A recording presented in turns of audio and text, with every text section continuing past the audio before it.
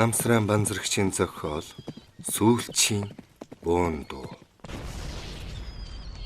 10 дугаар хэсэг. Нар шингэх дөхөж байхад эрэлд явсан хоёр нь нэг хүн дагуулж ирэв. Бүжин лам тэр хүнийг хараад зүрх нь хүчтэй цохилон царай нь хувьсхив. Дэлгэр Батгай түүтэйгээ яасан ажиллах юм бэ?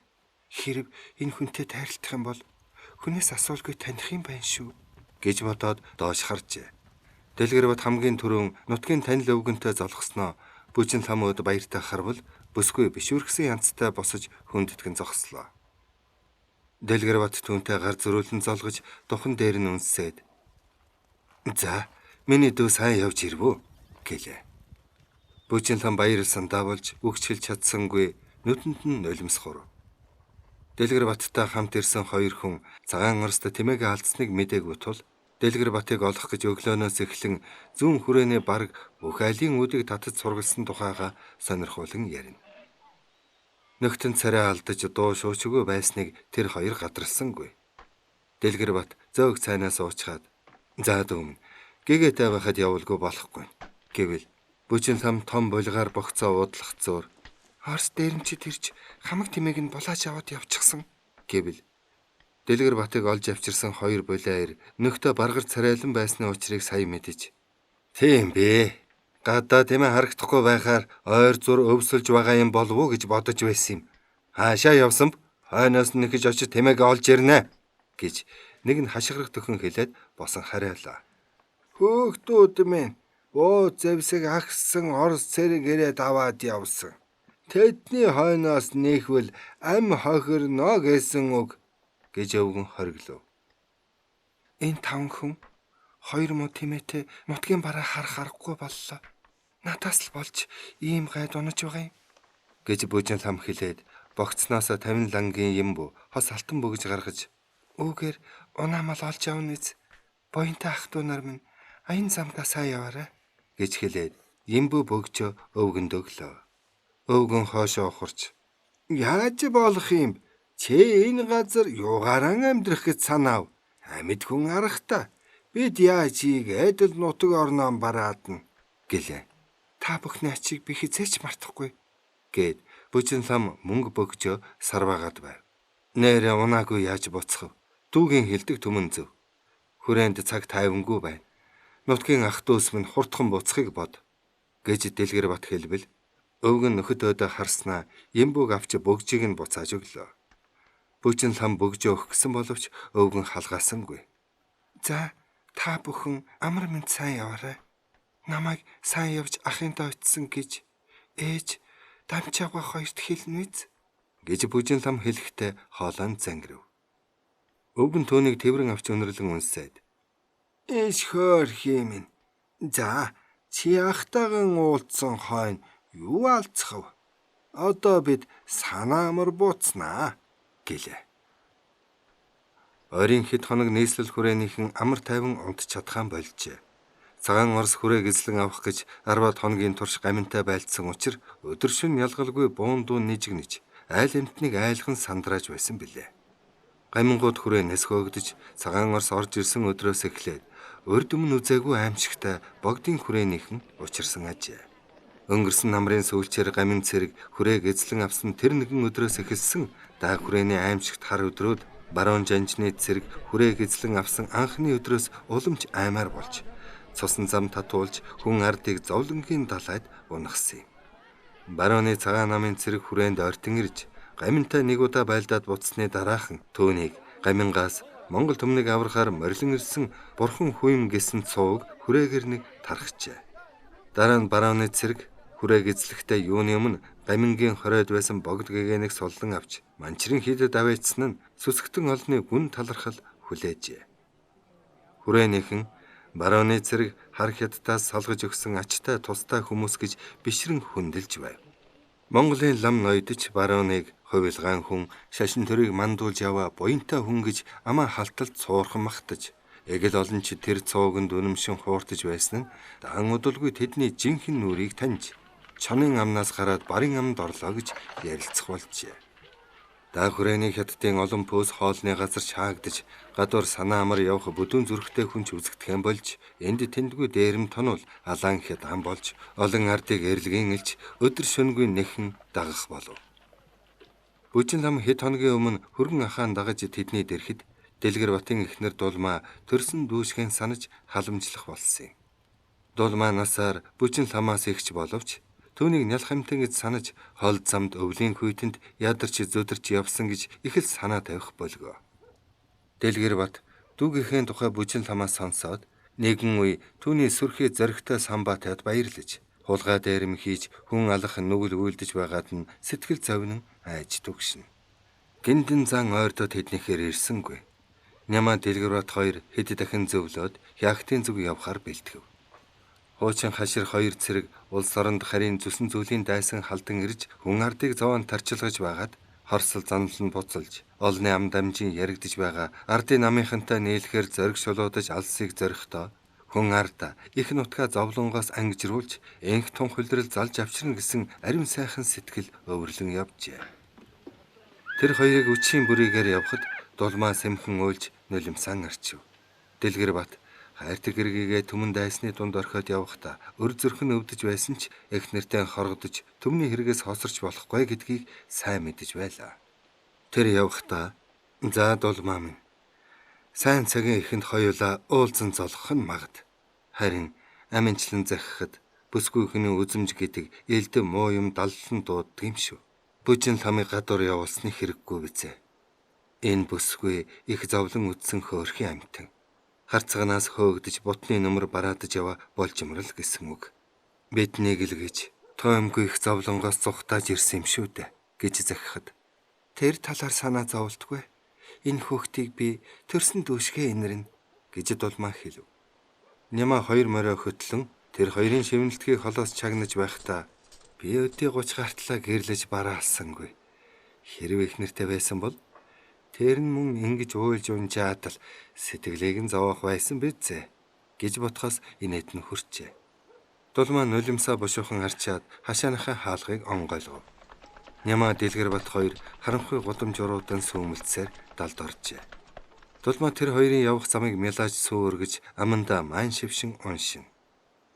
Бүжин лам үчийн бүрээд уусан холдож буй хоёр морьтны хойноос харж зогсохдоо Цэрэнбат минь хизээ хүрээд ирэх бол гэсэн бодолд автаж байжээ. Зүүнтэй нэлээд зайтай буу тас хийж ноход яргаад явчихв. Бурхан минь гэж Дулмаа чанхан хэлж хаалгаа бэхлэн түгжээд бүжин ламын хөтлөн гэрте оржээ. "Ах, хаана гэж газар очих бол тоо?" гэж бүжин лам санаашрангуй асуувал Дулмаа дуулж сонссон бүхнээ эвлүүлэн байж "Ар хягт гэдэг газар ардын нам гээч юм бий болж журмын цэргийг илсүүлж байгаа гин. Тэр ардын намын цэрэг гамин чанд руу цагаан намын цэргийг хөөж зайлуулах юм гин.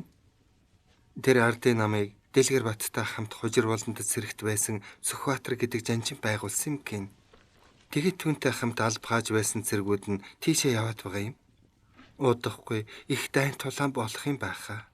Түүнийг минь бурхан мөршөө" гэж хэлээд Гөнгөр Бата бурхандаа зул өргөлөө. "За дөөмн эртхэн шиг унтъя. Шөнөөрөө болтол сууж тос шатаагаад юу хийхв? Гэрэл гэгээ гэдэг бас заримдаа муу юм даллан дууддаг юм шүү" гэж Дулмаа хэлбэл бүжин лам ороо бушуухан засаад дээлээ нөмөрч ахыхаан дээлэр хучиж хэвдлээ. Дулмаа ороон засчгаад "Би аав ээжийн өрхийг бүтээж өгөөд ирье" гэд гарчээ. Бүжин ламын сэтгэл нэг л тогтворалдаж гэр орноо ээжээ санаатж байгаа юм шиг. Дэлгэр Батах нь эзгүй болохоор гэрийн хоймор цэлийгээд эзгүүрсэн ч юм шиг санагдана. Гадаа хүйтэн салхи хөөгөж шургаа хашааны ховхорсон холтос хонгинон жингэнэ. Удалгүй Дулмаа орж ирээд "Аав ээж хоёр ч хэвдсэн байна" гэчгээд орондоо орж дэнгээ унтрав. Бүжин лам унтах санаатай нүдэ айнав. Салхи хөөгөж холтос эсгэрэн хонгинохоос өөр чимээнэргүй. Хаан ч юм их л хол олон ноход хэрэлдэн хэмхэлцэж байгаа бололтой ярган бооргож заримдаа гаслан гин. "Бүжээ, чи унтаж байна уу?" гэж Дулмаа асуувал "Үгүй, унтаагүй байна.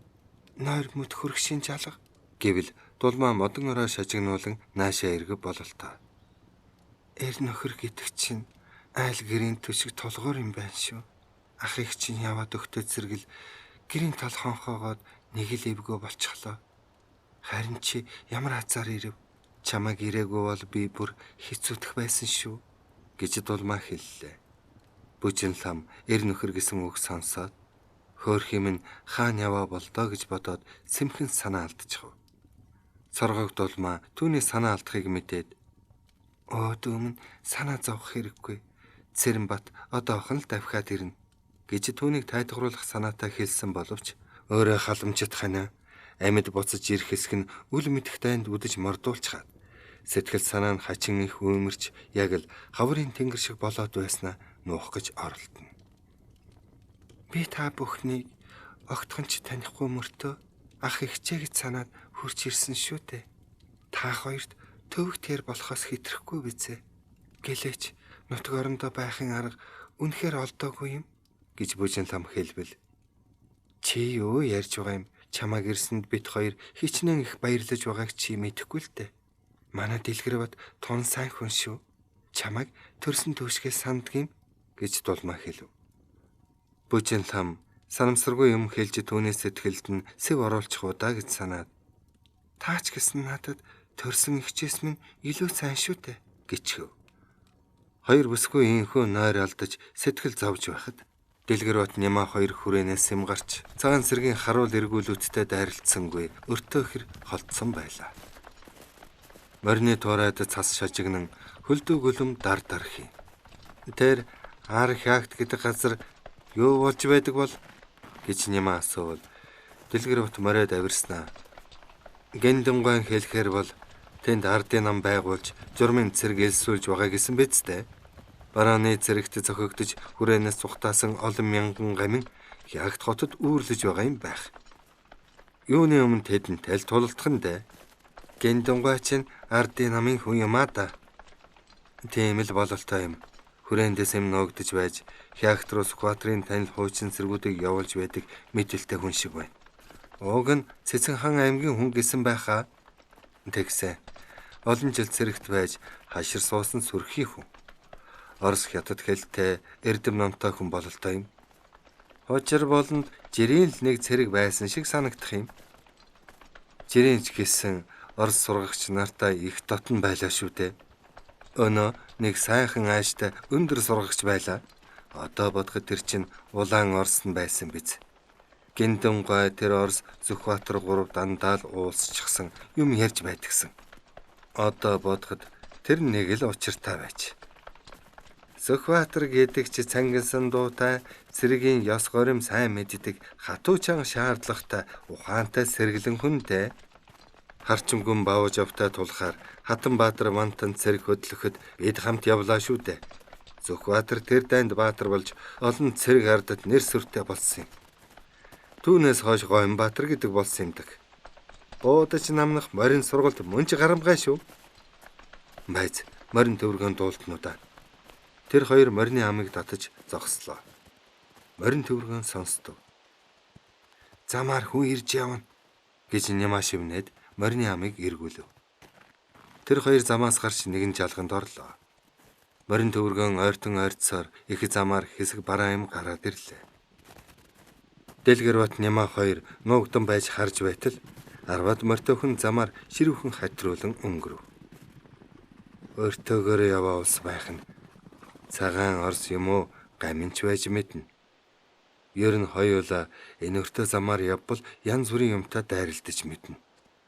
Замаас холхон шиг явъя гэж дэлгэр бат хэлв. Тэр хоёр морин төвөргөн холдож бүдгэрсэн хойно жалгаас гарч их замаас нэлээд зайтай баруун хоошоо хатрууллаа. Ингээд дайн тулаанд орвол буу зэвсэггүй яана та гэж Нимаа хэлбэл дэлгэр бат хэсэг дуугүй явж байснаа. Боо зэвсэг олдох байлгүй гэжээ. Гэнтэн зан дэлгэр бат Нимаа хоёрыг хягтын зүг явсныг мэдээд их л баяртай байлаа. Сүхбаатар Орос улсаас тусламж гуйхаар явхдаа бидний тухай сураг ажиг тавьж байгаараа. Зорьсон хэрэг нь бүтэж Орос улсаас тусламж олоод чамд хэл хөргөн. Тэр үед хүрээ хаваар байгаа хамт цэрэгт байсан ихтгэлтэй хүмүүстэй уулзаж бидний хойноос явуулаарай гэж хэлсэн ажээ. Тэгэд нэг хэсэг тагчиг байснаа зорьсон хэрэг бүтсэн. Ойрд хэлэлцэж тогтсон ёсоор хөдлөөрэй гэсэн битүү утгатай үг хүнээр хэлүүлснээс хойш хүрээ хороогоор явж таньж мэдэх улстай уулзан ярилцаж хожир ууланд хамт зэрэгт байсан 20-од хүнийг яахт руу явуулсан ажээ. Гэнтэн өөрөө тийшээ явах юмсан гэж бодож байтал гамин хүрээнээс хөөгдөхөөс өмнөхөн Сүхбаатарын явуулсан нэг хүн ирж Хэрлэн ононгийн чигээс цагаан намын баруун гэрэн гэгчийн даргалсан Азийн морин дивис хэмээх олон хүнтэй зэрэг нийслэл хүрээнд дөхөж явна. Тэд гаминтай байлдаж хүрээг эзлэн авах зорилготой яваа юм байна. Цагаан намын зэрэг худалд сууг тарааж Монгол улсыг гамингаас чөлөөлж шашин төрийг мандуулж их Монгол улсыг байгуулна гэсэн их үг хэлж зарим ухвар мөчөд ноёд тэдний талд орж агт морид зэрэг зэвсэг нийлүүлж байна. Зүүн аймаг хошуудаас олон тооны монголчуудыг зэрэгт дайчлан элсүүлж хүчээ улам зузаатгаж байна. Барууныг дагалдан яваа монголчуудын ихэнх нь учир ёсыг мэдэхгүй хуурдагдсан улс юм. Иймд та хуурамгаар яваа барууны үнэн зорилгыг илчилж учир ёс мэдэхгүй түүнийг дагалдан яваа олон монголчуудыг цагааны нөлөөнөөс гаргах нь чухал. Чадвал барууны зэрэгт элсэн орж тэдний үүр дунд байвал сайнсан. Энэ нь амин тосолтой хүнд хэцүү зүйлч болсон танд ардын нам их итгэл найдвар хүлээлгэж байна гэсэн бичиг өгсөн юм. Тэгээд цагаан цэргийн дунд яаж ордгийм билээ гэж бодож байтал нэг өдөр ононгийн хөвөнд тоглож өссөн багын танилтайгаа дайралтжээ. Тэр нь цагаан намын цэрэгтэй хамт хүрээнд ирсэн байна. Гэнтэн тэр хүнийг дагаж цагаан цэргийн нэг морин хороонд амархан орж амьдсан юм. Тэнд нутгийн танил Монгол бурят хүмүүс нэлээд байлаа. Цагаан цэрэг хуаргансан уужим хашаанд үймэн шуугаан их байв. Энд тэндгүй хэсэг бүлэг цэргүүд жагсаж хөл гарын сургууль хийн. Гиндэн зан хэдэн хүнд буудах сургууль заана. Түүнийг цагаан цэрэгтээ сайн дураар дагаж ирсний маргааш хорооных нь бай буудах сургууль хийхэд гиндэн сум тоолон онсон учраас хорооны дарга нь ихэд магтаж түүнийг дуудан ирүүлээд "Чэ цэрэгт байсан уу?" гэвэл "Тимээ эрхэмдээц.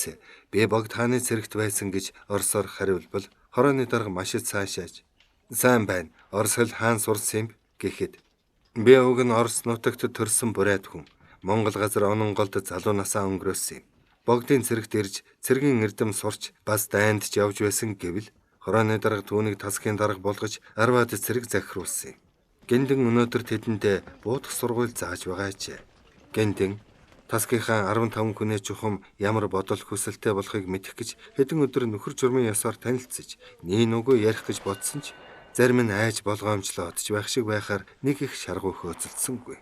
Буугаар яаж буудах тухай цэргүүддээ баахан заагаад амрав. Тэд дугуйрын сууж тамхи татлаа.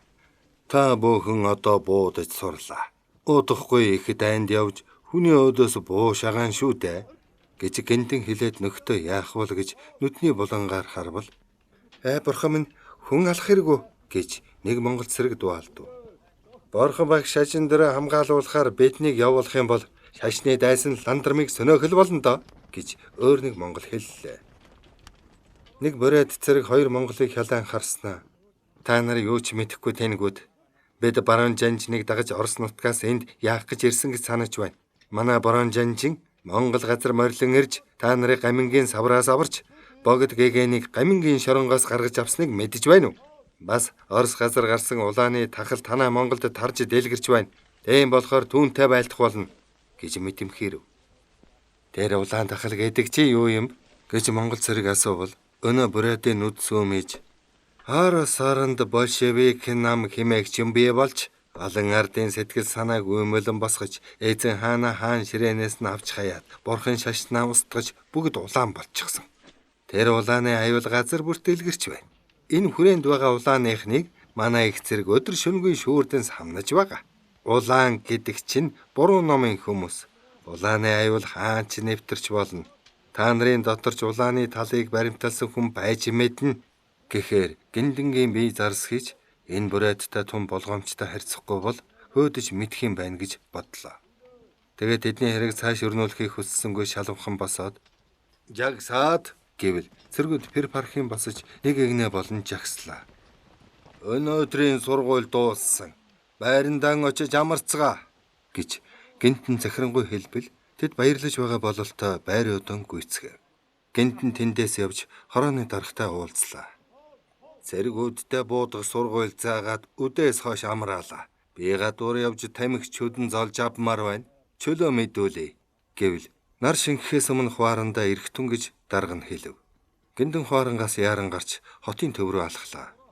Тэр яаран явсаар нэг хашааны үүдэнд ирээд ийш тийшээ харвал сэжигтэй юм байсангүй дотгош орвол хүн ирэх чимээнээр намхан шавар байшингаас хижээл насны хүн тосон гарч ирээд "За минь явж байна уу?" гэд орохыг өрөв. Гиндэн гэрийн эснийг даган орж ирээд ханзан дээр нь завлан сууж халуунцаа ойчлон уух зуураа. "Би цагаан цэргийн албанд орж арвтын дарга болсон. Одоохондоо хойш нь хэлүүлмээр юм алга. Цагаан цэрэгт байгаа монголчуудтай ойртон танилцж байна. Энэ тухай Сүхбаатарт хүргэн биз" гэвэл гэрийн эзэн толгой тохилоо. "Би танахаар олон дахин ирж амжихгүй байх. Онц яаралтай дамжуулмаар мэдээ гарч ирээд хэрэг би гарч ирч чадахгүй төхөрвөл өнөө тэмдэгт газраа бичиг үлдэн шүү. 2 хоноод л эргэж байгаарай" гэвэл гэрийн эзэн мөн л толгой тохив. "Онц юм болохгүй бол дараагийн сугар гарагт ирнэ" гэж гинтэн хэлээд босоход "Бүгдийг мэдлээ" гэж өнөөхөн яаран хэлжээ. Гинтэн тэднийхээс гарч гудамжаар хаяа нэг зөрөн өнгөрөх яарч сандарсан хүмүүстэй дайралдаж тэднийг байн гажин явж онгорхой байгаа хятадын пүүснээс дүнсэн тамхи авлаа. Тэгэд олны хөлийн газар болсон захаараа орвол хүн амтан бараг байсангүй. Харин морьтой явган цагаан цэргэл зөндөө харагдана. Хэдэн цагаан цэрэг баахан юм тэрсээр хажуугаар нь өнгөрөв. Бодвол тэд хятадын пүүс тонсон болол та. Гинтэн гадуур баахан тэнэж байгаад нар шингэхээс өмнөхөн хуарандан ирлээ. Хуарна нь өдрийнхийг бодвол чимээ шугаан багвалжээ. Ирсэн тухайгаан дарагдаа мэдэгдээд байрандаа орвол хамт байдаг 5 монгол нь цайлтсуу. Энэ 5 хүн бол Гиндэнгийн нэг нутаг Цэцэн хан аймгаас баруунд хүчээр баригдаж ирсэн улс юм. "За даамал хаагур яваад ирэв" гэж нэг хүн асуулаа. "Гадуур гарч тамиг шүдэнцний 8 өсөргөж яваад ирлээ" гэж Гиндэн хэлээд өөрөөсөө боодолд үнсэн тамхи гаргаж "Та нар тамхигүй бол үүнээс авцгаа" гэд боодолтой тамхиа тэдний дунд тавихад 2 хүн тамхинаас базан авч уутанд хийжээ. "Гиндэн минь, бид ингээд л өдөр бүр хүн алах сургууль хийж чухам хинтэйгэн дайдах болж байна. Бид монхорсон улс. Чи бол дайн тулаанд ч явж дарийн үнэр үнэрлсэн хаширээр бас цагаан цэргийн мэдлэлтэй дарга хүн. Бидэндээ учрын явдлыг синхруулж аль. Өдөр манай арвтын тэр бүрээд цэрэг улаан гэж зөндөө юм ярьсны нарийн уучрыг нь ухаж мэдсэнгүй" гэж нутгийн нэг хар хүн өгөөлөв. Гиндэн 5 нөхрөө толгой дараалан харснаа. "Бид онон голын ариун уснаас ууж тэр сайхан нутагт эдэр насаан өнгөрөөсөн багын танил улс болохоор та нараас нууж хаах юм огт алга. Цаг төр самуурч Монгол газар харийн цэргийн хөлд энлэн зовж байгааг та нар надаар хэлүүлэлтгүй мэдэж байгаа. Энэ гамин цагаан намын цэрэг ялгаагүй манай Монголд эзэн сууж ард олон биднийг нухчин мүлжихийг хүсэж байгаа дээрэмчид шүү дээ. Баруун жанжин гамин хүрээнээс хөөж богдыг хар гэрээс гаргаж шашин төрийг мандуулж Монгол улс байгуулав гэсэн үгээр мунхаг хүмүүсийг мэхэлж байгаа юм. Тийм сайхан нэрээр гамингаас илүү эрхтар хоолж явах гэсэн муу санаа өврөөлсөн харь холын оргодол шүү дээ" гэв. Тэгвэл тэр улаан гэдэг нь юу? Үүнэхээр шашин дөрдөн тэрсэлсэн буруу номын улс юм уу? гэж түрүүн юм асуусан хүн асуув. Орос газар олон ардын санаа нийлэн хувьсж эзэн хаана ширээнээс навч хаяад хувьсгал гээчиг үүсгэн мандууж байгаа юм гин. Санаа нийлж хувьссан тэр олон ард ядуусан улаан Орос гин.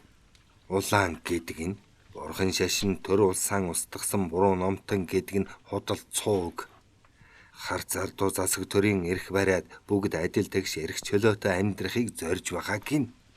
Хуучин засгийн дүшмэл ноёд баядах хааны талынхан нь Оростон хөөгдөд тал тийшээ бутран зүхтаасан юм байх. Түүний нэг хэсэг нь манай Монголд ирээд байгаа юм. Энэ борооныхан Монгол газар бэгжиж зэрэг зэвсгэн зузаалаад улаан Оростойгоо дайдах гэж байгаа бололтой. Тэгээд л эрчүүд биднийг цэрэгтэй албаар юм уу сайн дураар илсүүлж дайны сургууль хийлгэж байгаа юм шүү дээ гэж гинтэн тайлбарлав. Үгүй хөө тэгвэл ардын нам гэж бас нэг юм гараад ирсэн гэж дуулдана. Тэр бас юу юм бол гэж нэг хүн асуувал гиндэн зүүн тийш харж бороонд хөөгдсөн гамин цэрэг хойд хил орчмын хягт хотод очиод хязгаар нутгийг дүүвэж байгааг нь Тэнд Сүхбаатар тэргүүт ардын нам гэдэг ард түмний эрх ашгийг хамгаалсан засаг түр үүсэн байгуулагдаж, журмын цэрэг элсүүлэн гаминтай дайдах гэж байгаа гэж сонслоо. Ардын намынхан улаан Оросоос цэрэг зэвсгийн тусламж олж иржээ. Барааны цэрэг хойд зүг улаан Оростой тулахаар явах замд нь ардын намын журмын цэрэг ихээхэн саад болж байгаа юм байх гэв. Тэгвэл бид Монгол ах дүүгийнхэн өөдөөс буу шагааж цусаа урсгах болж байна уу гэж өөр нэг цэрэг асуув. Гэнтэн хөмсөг зангидан бодол болж байснаа. Тийм л болж байна да гэлээ. Тэгвэл одоохон эндээс орхож зайлий гэж нэг хүн хэлээд эндээс явчихыг гэсэн мэт өндөлцөв. Гэнтэн тэр яарав хүнийг харснаа. Учрыг мэдэхгүй мунхран барааныг дагаж яваа олон монгол хүн байна. Бид хязээч Монгол ах дүүгээ хэн өөдөөс буу шагаахгүй гэвэл маш зүйтэй. Гэнтэмэн учир ёсыг синхруулан мунхаг бидний нүдийг нээлээ. Хурдхан эндээс явах нь зөв гэж нэг хүн хэлв.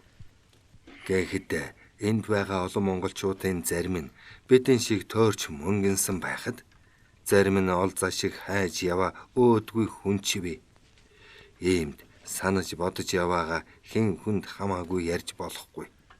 Уугуул усны та бүхэндээ итгэж найдаж байна. Түүнээс биш итгэлгүй хүнд ингэж ярил хөөх юм уу гиндэгийн толгой шонгийн оройноос уяата байх вэ? Манай аравтын хэсэг буряд осолтой л байх. Өдөр мэдэм хэрээд байсан тэр бурайчийг баруун жанжинда үнэж түүний төлөө илжиг нохоо мэт зүтгэх хүнч зөндөө байгаа. Иймд тун хашир болгоомжтой байхад ёр илүүдэхгүй. Одоохондоо оргож босвол цагааныхан оодорч омогшоод оргож амжаагүй хоцорсон гэмгүй олон хүнийг сүйд хийж мэднэ. Ахын та нарыг бодоход олон газар тэнэж огтор бууны дуу сонссон хүн шүү. Бид хэд ингэж аминчлан ярилцаж олон удаа уулзаж боогноод байвал сэжиг авч мэднэ. Танихгүй хүн шиг л явцгаая. Цаг нь болоод ирэхээр би хэлээд өгнө. Тэр болтол хүлээж байдаг юм шүү гэж гинтэн хэлээд чимээгүй болчихов. Гинтэн бид тавд бүрэн итгэж болно. Бид чиний итгэлийг хязгаарч эвдэхгүй гэж нэг хүн тав нөхрөө төлөөлөн хэлээд хангинтал эвшээлгэв. За унтхуудаа. Маргааш басал жагсаал сургуул гээд өдөржин гадаа зогсох байлгүй гэж гинтэн хэлээд дээлэн тайлж өргөн хансны баруун талыг барьж хэвтгэхэд тав нөхрөнч ханзан дээгүр сонон унцгаав. Гинтэн сүүмэлзэж буй тосон дэнгийн голыг чимхэн унтраахад өрөөнд таг харанхуй болжээ. Гинтэн унтах санаатай нүдэ анаад хэвтсэн ч саяын яриагаа тунгаан бодлоо. Эд маань арай намайг ховлох улс биш шиг байна. Эдэн шиг төөрөлдөж мунхарсан хүн олон бий. Тэр бүхэнтэй уулзаж цагааны нөлөөнөөс гаргаж чадвал Сүхбаатрын минь хэлсэн загсныг бүрэн гүйцээх юм шүү дээ гэж бодлоо. Нөхд нь удалгүй дүнгэнтэл хорхирч нэг хүн яргалж шүтэ хавирах нь тодхон дуултна. Гинтэн элдвийг бодож үе эвшэх боловч нойр нь мэд хөрөх шинжгүй байлаа. Гинтэн идүүгээ нас нь 40 өнгөрчээ. Хар багаас өнчрөл хагцлыг бишгүүдэн үзэж зовлон их амсаж яваа хүн ажээ. Түүнийг 5 настай байхад эцэг нь 8 нас хүрэхэд эхэн нас баржээ. Харж хандах ойр дотны ах дүүч байсангүй. Тэгэд 8 настайгаас эхлэн Баян айлын зарц болсон юм. Тэднийх мал хөрөнгөч гэж бараг байсангүй. Цөөн бог мал байсныг эхэн өвдөөд гүрэм ном уншуулж бүгдийг нь өргөл барьцад өгсөн юм. Гинтэн өөрчилж авсан эцэг нь онон голын тэргүүн баяны нэг жамсран бурайд гихч овжин залтай. Панц 8 аянчин ангөрөө ер нь ашиг хонжоо олох юм бүхний хийдэг сүрхий хүн байжээ. Гинтэн 15 хүртлээр хурга шиг хариулж явснаа сүүлдээ ангөрөө хийлцэж аян жиндэж явдаг болжээ. Жамсран байсгийгээд л хоошоо чита дээдүүд зүүн тийшээ хайлаар мөгдөн хот хүртэл жин тээж арилжаа наймаах юм.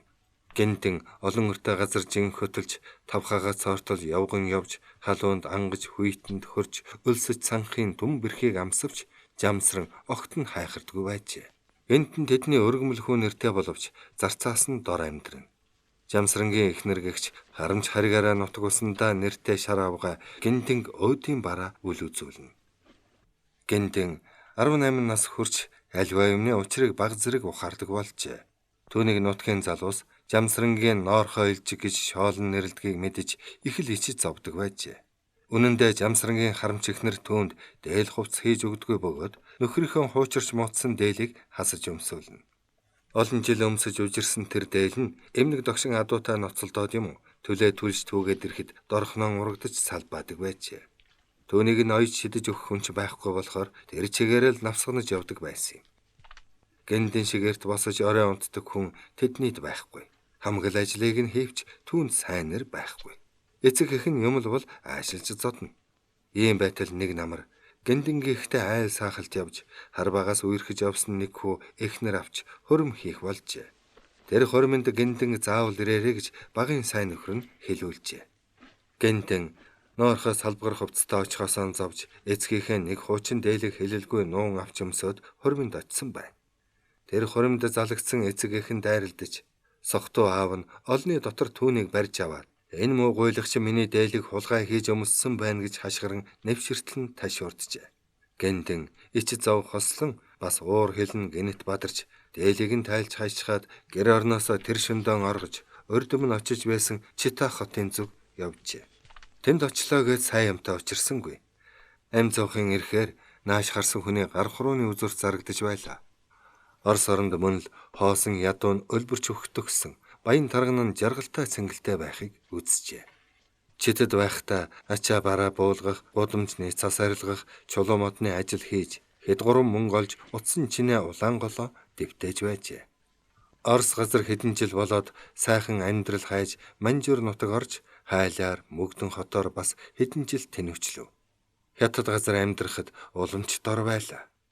Харин орноор 10-аад жил тэнхтэй харин Орос хятад хэл овоо сурчээ. Гэр оронгүй тэнүүлчээр ам зуухан эрхэнд хулгайч хийж үдсэн юм. Ийхүү тэнэж явхад ядуу хоосон өлөн зэлмүрч гисэн унсан газар угаасан усандаа байх нь юунаас ч илүү сайхан санагдах учир Монгол нутгаан зорж даах хүрээнд иржээ. Хүрээнд байхдаа мөн л амьдрах аргаар мөхсдөж төрсөн биеийн хар хүчээр хөлсөө асгаруулan байж ууланд гарч түлээ түүж түүнийг ан худалдаж хятадын пүүсний ачаа барааг хурааж зөөж хашаа байшинган цэвэрлэж шавар шохоо зуурч байшин барилгач засалцаж явжээ. Тийхүү хэдэн жил болоод богдын цэрэгт сайн дураар орж хожир болонд суу. Цэрэг боллоо гэд амьдрал нь мөн л баг хуучин янзаар байлаа. Сангийн хоол идэж хувц сүмсэж байна гэж бодож цэрэгт орсон нь эндүү ташаа болжээ. Сангийн хоол гэгч нь өл залгахад үнэхээр хэцүү байсан тул цэрэг нөхдийнхөө адилаар зав чөлөөндөө хот руу орж хөлсний ажил хийж бор ходоодоо бордож явсан билээ.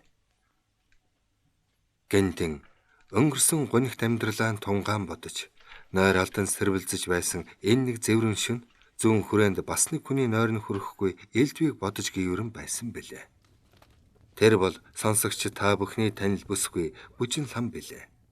Бүжин лам сайхан унтаж байснаа юунаас ч болсон бүүмэд гинэт цочин сэрсэн юм. Гэрт таг харанхуй. Дулмаа их чинь жигдхэн амьсгалан унтаж байв. Өөр цайх яагаачгүй бололтой. Бүжин лам сэрэнгээл Сэрэн Батыгаа өгөөлн дурсав. Өвлийн дунд сарын 15-нд дамчаатай уулзаад миний тухай сонсмогцол нааш гарсан баймарсан. Түүнээс хойш бараг 3 сар шихэн болж байна. Би өвөл тимэнчин дагаж сар гаруй яваатал ирсэн. Тэгэхэд дам мортой хүн юу хэн байх вүлээ? Ямар нэгэн саад учрав. Арай дахиад баригдсан юм биш байгаа. Түүнийг хинч барьж чадахгүй л дээ. Хаалга цохиотол ороод ирнэ гэж чих тавин хүлээгээд л байхад өдөр хоногч өнгөрөхгүй юм. Цагаан намын Орос цэргүүд гадуур зөндөө байдаг гэд намайг ихч маань хашаанаас ч гарахгүй юм. Хэрв тийм юм байхгүй бол өглөө гараад л үдэш болтол гадуур тэнх юмсан. Өдөрч амархан өнгөрөн шүү дээ. Одоо хавар болж өдөр улам уртслаа. Хаврын энэ урт өдрүүдийг яаж өнгөрөөнө? Игч бит хоёр хийх ажилгүй болохоор хамтлаа унтаж заримдаа нойр хансан ч гэсэн сүүжээ чилтэл хөвтөх юм. Тэгээд босоод цаагаа чанаж уучгаад зүүн гэрийн хоёр хөгшнөд орж дими сууцгаах юм. Сүүлдээ ч бид дөрөвт яриад байх ч юмгүй болчихлоо. Дэлгэр бат ах маань хаан юу хийж яваа болтоо. Гаднаас хүү амтан ч ирэхгүй болохоор хэл сурагч гарахгүй юм. Энэ янзаар удаан байвал ч уйдаж өгөх байх та гэж бодоод санаа алдлаа. Ойрхон буу тас хийв. Бүжин ламын зүрх пал хийж өндих гэтэл дулмаац сэрж яана гэж аяархан хэлхэн дуулдав. Буутч байна гэж бүжин лам хоолой зангируулан хэлбэл хайрын тэглээ цагаантных нь хүн алж хүрээ дээрэмдэж байгаа биз гэж дулмаа хэлээд чимээ чагнаж байгаа бололтой дахин юм хэлсэнгүй. Бүжин ламын зүрх цацсандаа болоо тэр юм уу маш хүчтэй зөхлөн бацлах шиг болно. Буун дуунаар сэрсэн ноход учиргүй шуугин. Тэгж байтал хашааны дэрэгдүр шахан мордын тураа тажигнаж баруун хашааны нохоо гасалж гинэн боргоолоо. Бүжин ламын зүрх дахин хүчтэй булиглан цохилж "Игч яана би хайхад байна" гэвэл "Нааша хүрээдэр миний өвөрт ор" гэж дулмаа яархан хэлв. Бүжин лам санд мэнд босон харайж дээлэчрэн түүний ороод хараалгав. Дулмаа түүнийг өвөртөн оруулаад аяархан тэрвэрч чимээ чагнав. Мордын төвөрг өж холдож нохоо боорлохонч намдлаа. Ганц шүнч тайван унтуулахгүй яасан ч аимшигтай юм битээ. За миний төө унттаа гэж дулмаа хэлээд түүний торг мяндас адил зөөлөн мөрийг илснэ хажуугаар нь хэвтэв. 10 дугаар хэсэг төгсөв.